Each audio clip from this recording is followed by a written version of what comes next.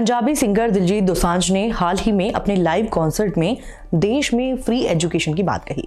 दिलजीत ने कहा, देश में बाकी देशों की तरह ही एजुकेशन भी फ्री होनी चाहिए ताकि हर बच्चे को शिक्षा मिल सके। अब दिलजीत ने ये बात कह तो दी और बहुतों को अच्छी भी लगी, लेकिन ये अच्छी बात सच्ची कितनी है, हमने पड़ताल करने की कोशिश की है। हमने जानना चाहा कि दुनिया भर के देशों में एजुकेशन का स्टेटस क्या है। हालांकि ये बात तो हमारे लिए संभव ही नहीं थी कि दुनिया के सारे 200 के करीब देशों की एजुकेशन के बारे में आपको बारीकी से जानकारी दी जाए, लेकिन हमने कुछ ऐसे देशों की लिस्ट बनाई जिनका एजुकेशन सिस्टम हमारे लिए एस्पिरेशनल हो सकता है। नमस्कार, मेरा नाम है प्राची और आप देखना शुरू कर चुके हैं करियर्स 360, जिसमें आज पड़ताल करेंगे दिलजीत के उस स्टेटमेंट की जिसमें उन्होंने दुनिया के बाकी देशों में एजुकेशन के फ्री होने की बात कही है। इस वीडियो में शुरुआत करने वाले हैं स्कैंडिनेवियन कंट्रीज से, क्योंकि शिक्षा या ह्यूमन इंडेक्स कोई भी क्षेत्र हो, कंट्रीज हमेशा रैंकिंग में टॉप करते हैं। इसके बाद हम इस वीडियो को कॉन्टिनेंट वाइज डिवाइड करेंगे ताकि बात समझने में आसानी हो। वैसे आपको पता ही होगा, लेकिन फिर भी एक बार और क्लियर कर दें कि स्कैंडिनेवियन कंट्रीज कोई अलग कॉन्टिनेंट नहीं है, बल्कि यूरोप का ही एक हिस्सा है। मैप में आप देख सकते हैं कि ये कंट्रीज कहाँ पर स्थित है। और हाँ, स्कैंडिनेवियन कंट्रीज में आते हैं 3 से 5 देश। 3 से 5 इन सेंस में कि स्वीडन, नॉर्वे और डेनमार्क का नाम तो निश्चित तौर पर स्कैंडिनेवियन कंट्रीज के अंदर में आता है, जबकि कई बार फिनलैंड और आइसलैंड को भी नॉर्डिक क्षेत्र में शामिल किया जाता है। लेकिन ऑफिशियल कहें तो ये देश स्कैंडिनेवियन का हिस्सा नहीं है। भूगोल कुछ ज्यादा हैवी हो गई है, तो चलिए सीधे मुद्दे पर आते हैं। sweden.su वेबसाइट के अनुसार स्वीडन में 6 से 19 साल तक प्राथमिक और माध्यमिक शिक्षा मुफ्त होती है। इसके अलावा उच्च शिक्षा भी स्वीडन में आमतौर पर फ्री होती है, लेकिन केवल यूरोपीय संघ यानी EU और यूरोपीय आर्थिक क्षेत्र यानी कि EEA के नागरिकों के लिए। अच्छा, एक और बात, जहां हम रिसर्च कर रहे थे तो हमें स्वीडिश एजुकेशन के बारे में कुछ और इंटरेस्टिंग बातें पता चली। जैसे स्वीडन में इक्वालिटी को बढ़ावा देने के लिए अक्सर जो छात्र हैं शिक्षकों को उनके फर्स्ट नाम से बुलाते हैं। यहाँ स्कूलों में कक्षाओं में टैबलेट और लैपटॉप का यूज भी खूब दबाकर किया जा रहा है। स्वीडिश स्कूलों में फीका ब्रेक का प्रचलन है। ये ब्रेक एक कॉफी ब्रेक होता है जिसे सोशल इंटरेक्शन के लिए बच्चे और टीचर साथ लेते हैं। अब बात करते हैं डेनमार्क की। Denmark.d के वेबसाइट के अनुसार डेनमार्क में 6 से 16 साल तक के बच्चों के लिए प्राथमिक और माध्यमिक शिक्षा फ्री होती है। ये सार्वजनिक स्कूलों में प्रदान की जाती है और यहाँ तक कि उच्च माध्यमिक शिक्षा भी फ्री होती है। स्वीडन की तरह डेनमार्क में भी हमें कुछ मजेदार फैक्ट्स हाथ लगे, जैसे डेनिश स्कूलों में यूनिफॉर्म नहीं होती। डेनमार्क के प्राथमिक विद्यालयों में अक्सर छोटे बच्चों को बहुत कम या कोई होमवर्क नहीं दिया जाता है, क्योंकि उनका मानना है कि परिवार के साथ समय बिताना और खेलना उनके विकास के लिए ज्यादा जरूरी है। अब अगला हमारे लिस्ट में नॉर्वे है। नॉर्वे में 6 से 16 साल तक प्राथमिक और माध्यमिक शिक्षा मुफ्त होती है। स्टडी इन नॉर्वे वेबसाइट के अनुसार नॉर्वे में सभी बच्चों को सार्वजनिक स्कूलों में शिक्षा प्राप्त करने का अधिकार होता है। उच्च शिक्षा भी नॉर्वे में आमतौर पर मुफ्त होती है, लेकिन अंतर्राष्ट्रीय छात्रों के लिए कुछ फीस हो सकती है। नॉर्वे में ग्रेड या रैंकिंग का झंझट नहीं है। नॉर्वे के स्कूल्स कॉम्पिटिशन्स अवॉइड करते हैं। अब बात करेंगे फिनलैंड की।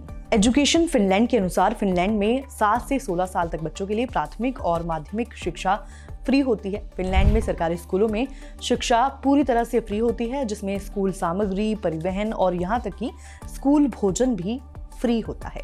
चलिए अब दुनिया के सबसे बड़े और सबसे पॉपुलेटेड कॉन्टिनेंट की बात कर ली जाए, बोले तो एशिया। हाँ, लेकिन इंडिया को हमने अलग और थोड़ा विस्तार से अंत में कवर किया है ताकि तुलना करने में आसानी हो सके। तो जाहिर है कि अगर एशिया की बात होगी तो सबसे पहले बात होगी चीन की, इसलिए भी क्योंकि चीन का एजुकेशन सिस्टम वर्ल्ड का सबसे बड़ा एजुकेशन सिस्टम है। चीन की साक्षरता दर 96% से ज्यादा है, जो इतनी पॉपुलेशन होने के बाद भी कमेंडेबल है। चीन की ऑफिशियल सरकारी वेबसाइट के अनुसार चीन में 6 से 15 साल तक बच्चों के लिए प्राथमिक और माध्यमिक शिक्षा फ्री होती है। अब चीन के बारे में रिसर्च कर रहे हो और वहां के बारे में कुछ अलग जानना तो बनता है। यहाँ लगभग 200 मिलियन स्टूडेंट्स एनरोल्ड हैं स्कूल्स और यूनिवर्सिटीज में। और चीन की गाओकाओ यानी कि नेशनल कॉलेज एंट्रेंस एग्जामिनेशन दुनिया की सबसे टफ और कॉम्पिटिटिव परीक्षाओं में से एक है। ये यूनिवर्सिटी में एडमिशन का निर्धारण करती है। इस पर हमने एक सेपरेट वीडियो भी बनाई है, आप उसे जाकर चेक कर सकते हैं। लिंक में डिस्क्रिप्शन में आपके लिए डाल दूंगी। चीन के ज्यादातर स्कूलों में दिन की शुरुआत ग्रुप एक्सरसाइज से होती है, जिससे शारीरिक फिटनेस और अनुशासन को बढ़ावा मिलता है। कई स्कूल छात्रों को दोपहर के भोजन के बाद शॉर्ट नैप की परमिशन भी देते हैं, जो काम और आराम के बीच संतुलन बनाने की पारंपरिक चीनी प्रथा को दर्शाती है। अब बात करते हैं जापान की। Japan ministry of education, cultural, sports, science and technology के अनुसार जापान में प्राथमिक यानी कि 1 से 6 और माध्यमिक यानी कि 7 से 9वीं कक्षा तक अनिवार्य और फ्री एजुकेशन है। इसके बाद 10वीं से 12वीं तक की शिक्षा अनिवार्य नहीं है और इसके लिए ट्यूशन फीस देनी पड़ती है।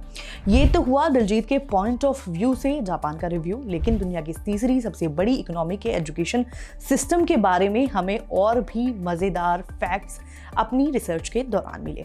जैसे जापानी समाज में शिक्षक का बहुत सम्मान है। शिक्षक को सेंसेई कह के बुलाया जाता है। जापानी स्कूलों में एक साल में लगभग 240 दिन पढ़ाई होती है, जो कई देशों के मुकाबले बहुत ज्यादा है। जापानी स्कूलों में सफाई कर्मचारी नहीं होते। छात्र और शिक्षक मिलकर कक्षा, टॉयलेट और स्कूल के अन्य क्षेत्रों की सफाई करते हैं। स्कूल में छात्र और शिक्षक सभी अपने जूते उतारकर अंदर प्रवेश करते हैं। इसके लिए एक अलग इंडोर स्लीपर पहना जाता है। अब बात करते हैं शिक्षा के मामले में कई चार्ट्स टॉप करने वाली एशियन कंट्री साउथ कोरिया की। वर्ल्ड पॉपुलेशन रिव्यू वेबसाइट के अनुसार साउथ कोरिया 2024 एजुकेशन रैंकिंग में बेस्ट कंट्री में शामिल है, लेकिन इसका फ्री शिक्षा वाले मामले में क्या स्टेटस है, चलिए जान लेते हैं। Journal of international economic law के अनुसार दक्षिण कोरिया में प्राथमिक यानी कि 1 से 6 और माध्यमिक यानी कि 7 से 9 शिक्षा न केवल अनिवार्य है बल्कि ये फ्री भी है। हालांकि इसके बाद की क्लासेस अनिवार्य नहीं है, लेकिन ज्यादातर सरकारी हाई स्कूलों में इसे भी मुफ्त कर दिया गया है। जब हमने पता करने की कोशिश की कि कोरिया एजुकेशन के मामले में टॉप क्यों करता है, न केवल एशिया बल्कि पूरी दुनिया, तो हमें इसके कई कारण पता लगे। जैसे कोरियाई छात्रों का एक दिन सुबह 8 बजे से शुरू होकर देर रात तक चल सकता है। दक्षिण कोरियाई परिवार अपनी आय का एक बड़ा हिस्सा बच्चों की शिक्षा पर खर्च करते हैं, खासकर प्राइवेट ट्यूशन और अतिरिक्त कोचिंग पर। चलिए फटाफट बात कर लेते हैं अफ्रीकन कंट्रीज की। फटाफट इसलिए कि अफ्रीका को सैडली एजुकेशन का हब नहीं कंसीडर किया जाता, कुछ कंट्रीज जैसे साउथ अफ्रीका, केनिया के कुछ पार्ट्स और संस्थान को छोड़कर। बात करते हैं केनिया की। मिनिस्ट्री ऑफ एजुकेशन केनिया के मुताबिक केनिया में 6 से 13 साल तक के बच्चों के लिए प्राथमिक शिक्षा मुफ्त होती है। हमने केनिया के एजुकेशन से जुड़ा एक ट्रिवियल फैक्ट भी पता किया, वो ये कि केनिया के स्कूलों में धार्मिक शिक्षा को महत्वपूर्ण माना जाता है। अधिकांश स्कूलों में ईसाई धर्म और इस्लाम में संबंधित पाठ्यक्रम होते हैं और धार्मिक सहिष्णुता को बढ़ावा दिया जाता है। बात करते हैं साउथ अफ्रीका की। Department of basic education south Africa के अनुसार दक्षिण अफ्रीका में 7 से 15 साल तक बच्चों के लिए प्राथमिक और माध्यमिक शिक्षा फ्री होती है। अब बात करते हैं इजिप्ट की। मिस्र की सभ्यता जो है वो करीब 5000 साल से भी ज्यादा पुरानी है और इस दुनिया की सबसे पुरानी सभ्यताओं में से एक के एजुकेशन एक्सपेंसेस की बात करें तो ministry education and technical education Egypt के अनुसार यहाँ 6 से 14 साल तक बच्चों के लिए प्राथमिक और माध्यमिक शिक्षा फ्री होती है। चलिए बढ़ते हैं दुनिया के सबसे एस्पिरेशनल कॉन्टिनेंट नॉर्थ अमेरिका की। एस्पिरेशनल इन द सेंस चाहे वो एजुकेशन के क्षेत्र में हो या जॉब के, और चाहे वो अमेरिका हो या कनाडा। संयुक्त राज्य अमेरिका यानी यूनाइटेड स्टेट्स ऑफ अमेरिका में 5 से 18 साल तक बच्चों के लिए प्राथमिक और माध्यमिक शिक्षा फ्री होती है। यूएस डिपार्टमेंट ऑफ एजुकेशन के अनुसार ये शिक्षा सार्वजनिक स्कूलों में उपलब्ध है। National centre for education statistics और एजुकेशन डेटा.org के अनुसार 2021 में एक साल के निजी प्राथमिक स्कूल का औसत खर्च $12,790 था। एक साल का निजी हाई स्कूल का खर्च $16,420 था। बोर्डिंग स्कूलों का खर्च एक साल में $60,000 या उससे ज्यादा हो सकता है। 2021 के अनुसार एक बच्चे के लिए निजी स्कूल का वार्षिक खर्च किंडरगार्टन से 12वीं कक्षा तक औसतन $12,790 होता है। निजी हाई स्कूल का औसत खर्च जो है वो $15,344 है। यूएस न्यूज के डेटा के अनुसार 2024 से 2025 वर्ष के लिए एक रैंक्ड पब्लिक कॉलेज में इन स्टेट ट्यूशन और शुल्क का औसत खर्च निजी कॉलेज के औसत मूल्य से लगभग 75% कम है, जो कि $11,011 है, जबकि निजी कॉलेज का औसत शुल्क जो है वो $43,505 है। पब्लिक कॉलेजों में आउट ऑफ स्टेट छात्रों का औसत खर्च उसी साल के लिए $24,513 है। ट्यूशन और फीस के अलावा छात्रों को अन्य खर्चों को भी वहन करने होते हैं, जैसे कि आवास, भोजन, पाठ्य पुस्तकें, जिनकी लागत प्रति वर्ष हजारों डॉलर तक हो सकती है। वैसे संयुक्त राज्य अमेरिका में उच्च शिक्षण संस्थानों की संख्या सबसे ज्यादा है। अमेरिका का पहला public school Boston Latin school 1635 में बोस्टन मैसाचुसेट्स में स्थापित किया गया था। ये आज भी चालू है। और हाँ, जिनके घर में बच्चे होंगे वो कोको मेलिन वाली वीडियो देख देखकर जान गए होंगे कि प्रतिष्ठित पीले रंग की स्कूल बस अमेरिकी शिक्षा का प्रतीक है। और अमेरिका में प्रतिदिन 4,80,000 से ज्यादा स्कूल बसें चलती हैं। The wheels on the bus goes round and round. अब बात करते हैं कनाडा की। पिछले एक दशक में भारत से कनाडा जाने वाले भारतीयों की संख्या में उल्लेखनीय वृद्धि हुई है। National foundation for American policy यानी NFAP की एक रिपोर्ट के अनुसार 2013 में ये संख्या 32,828 थी, जो 2023 में बढ़कर 1,39,715 हो गई, यानी कि 326% की वृद्धि हुई है। गवर्नमेंट ऑफ कनाडा के अनुसार कनाडा में 6 से 18 साल तक बच्चों के लिए प्राथमिक और माध्यमिक शिक्षा फ्री है।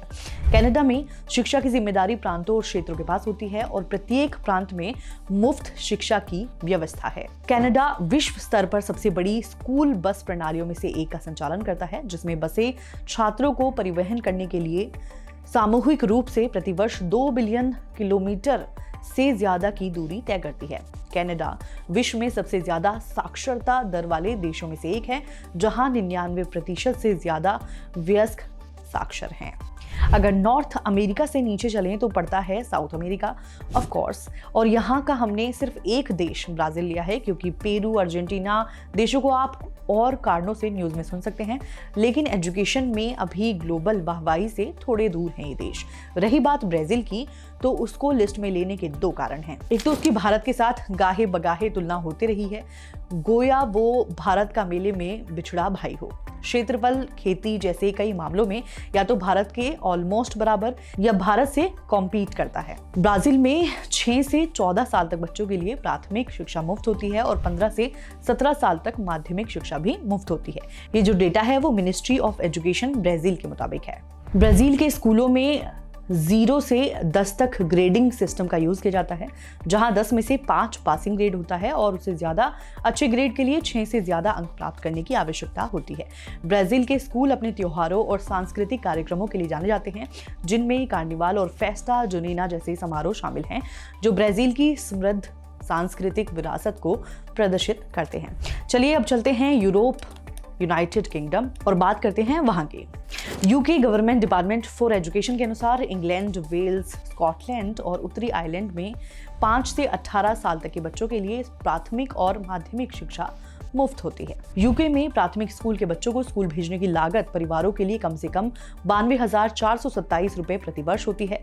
माध्यमिक स्कूल के बच्चों के लिए एक बच्चे को स्कूल भेजने की लागत कम से कम 20,04,355 प्रति वर्ष होती है। वैसे यूनाइटेड किंगडम और भारत का रिश्ता जो है वो काफी पुराना और गहरा है, क्यों ये हम सबको पता है, और ये रिश्ता एजुकेशन में भी एक्सटेंडेड है। आज भी कई बुद्धिजीवी हमारी लचर शिक्षा व्यवस्था के लिए मैकाले को दोष देते हैं। मैकाले ने 1835 में मैकाले की मिनट्स ऑन एजुकेशन नामक एक प्रसिद्ध रिपोर्ट लिखी थी।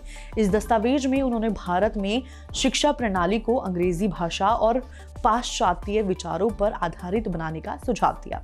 उनकी सिफारिशें ब्रिटिश औपनिवेशिक नीति के तहत लागू की गई, जिनका उद्देश्य भारतीयों को ब्रिटिश प्रशासन के लिए उपयुक्त क्लर्क तैयार करना था।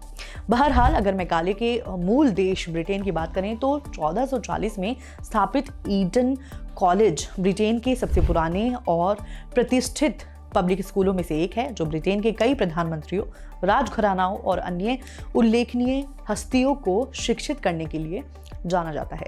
ऑक्सफोर्ड और कैम्ब्रिज विश्वविद्यालय, जिन्हें सामूहिक रूप से ऑक्सब्रिज के नाम से जाना जाता है, दुनिया के 2 सबसे पुराने और प्रतिष्ठित विश्वविद्यालय हैं, जिनका शैक्षिक उत्कृष्टता का समृद्ध इतिहास है। इनके और विश्व की अन्य सबसे अमीर यूनिवर्सिटीज को लेकर हमने एक इन डेप्थ वीडियो बनाया है, जिसका लिंक आप डिस्क्रिप्शन से ले सकते हैं। अब बात करते हैं फ्रांस की। Ministry of national education France के अनुसार फ्रांस में 3 से 16 साल तक के बच्चों के लिए प्राथमिक और माध्यमिक शिक्षा फ्री होती है। अब चलते हैं जर्मनी की तरफ। जर्मनी 2021 में एजुकेशन रैंक के हिसाब से तीसरे नंबर पर था। ये हम नहीं कह रहे, बल्कि ये बात निकल कर आई एजुकेशन पॉपुलेशन रिव्यू में। Federal ministry of education and research Germany के अनुसार जर्मनी में 6 से 18 साल तक बच्चों के लिए प्राथमिक और माध्यमिक शिक्षा मुफ्त होती है। जर्मनी में ये सुनिश्चित करने के लिए कि शिक्षा सभी के लिए उपलब्ध हो, सरकार प्राथमिक, माध्यमिक, व्यावसायिक और उच्च शिक्षा को फंड करती है। इसलिए ज्यादातर प्रकार के स्कूल जो हैं वो फ्री होते हैं। प्राथमिक और माध्यमिक शिक्षा देने वाले सरकारी स्कूल मुफ्त होते हैं। हालांकि माता पिता से अतिरिक्त पाठ्यक्रम गतिविधियों जैसे स्कूल यात्राओं और ट्रिप के लिए पैसा मांगा जा सकता है। जर्मनी में 2014 में ट्यूशन फीस को समाप्त कर दिया गया था। जर्मनी के सार्वजनिक विश्वविद्यालय बहुत किफायती हैं। ऐसे विश्वविद्यालयों में सेमेस्टर शुल्क 8,893 रुपए से लेकर 31,127,025 रुपए तक हो सकते हैं। जर्मनी में प्राथमिक और माध्यमिक शिक्षा के लिए एबिटूर के अलावा कोई राष्ट्रीय माननीकृत परीक्षा नहीं है। शिक्षा के मानक राज्य स्तर पर तय किए जाते हैं। बात करते हैं स्विट्जरलैंड की। Swiss federal department of education research and innovation के मुताबिक स्विट्जरलैंड में 16 से 15 साल तक बच्चों के लिए प्राथमिक और माध्यमिक शिक्षा मुफ्त होती है। अंटार्कटिका कंट्रीज की अब बात करें तो अंटार्कटिका में अगर कोई स्कूल होता तो शायद छात्रों को सर्दी के बजाय गर्मी से पढ़ाई में ध्यान लगाने की चुनौती होती। जोक सपाट, अन्य महाद्वीपों की तरह यहाँ कोई औपचारिक स्कूल और शिक्षा प्रणाली नहीं है, क्योंकि ये स्थायी बस्ती नहीं है बल्कि वैज्ञानिक अनुसंधान का स्थान है। और आखिर में आता है Australia. Australian government department of education के मुताबिक ऑस्ट्रेलिया में प्राथमिक शिक्षा सरकारी स्कूलों में फ्री होती है और ये 6 से 12 साल के बच्चों के लिए होती है। माध्यमिक शिक्षा ऑस्ट्रेलिया में 12 वर्ष तक फ्री होती है।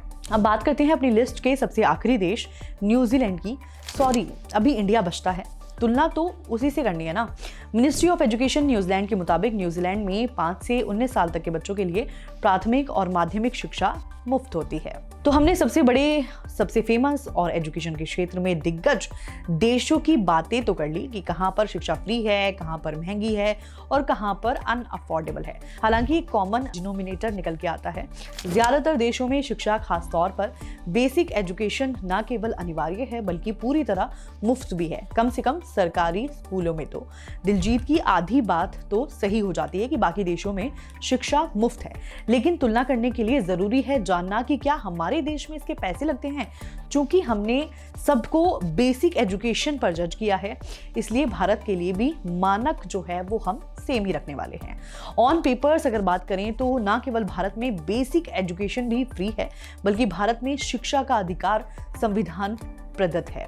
2002 में संविधान के 86वें संशोधन द्वारा अनुच्छेद 21 का जोड़ा गया।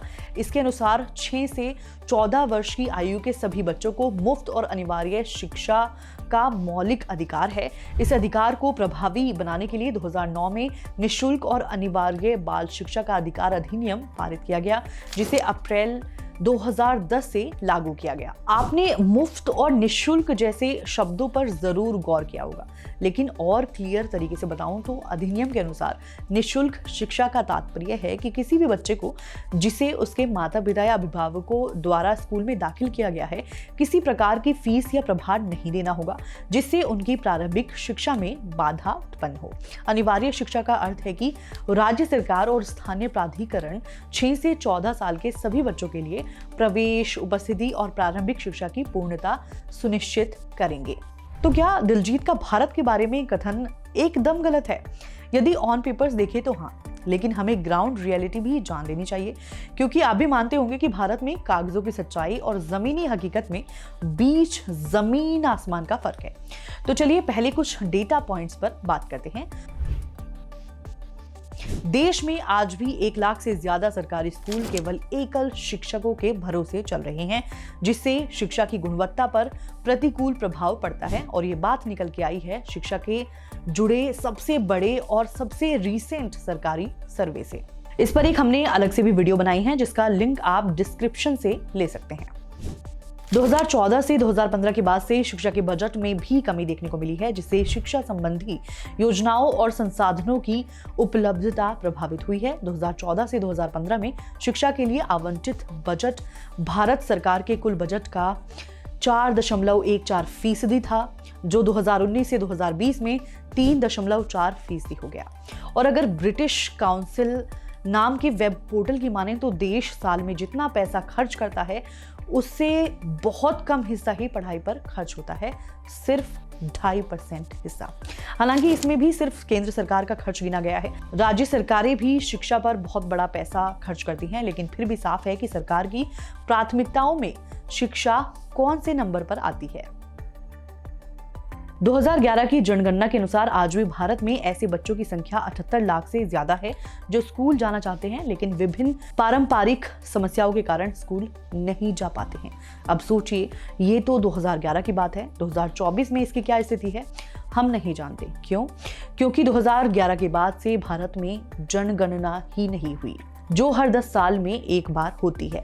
रिसर्च गुरु तो साफ है कि देश और देश के नागरिकों को सबसे ज्यादा सशक्त करने वाली किताब यानी संविधान में तो बेसिक एजुकेशन फ्री है, लेकिन फिर भी दिलजीत की बात को सिरे से खारिज नहीं किया जा सकता। और भी ऐसी रिसर्च बेस्ड वीडियोस देखने के लिए आप देखते रहिए करियर्स 360।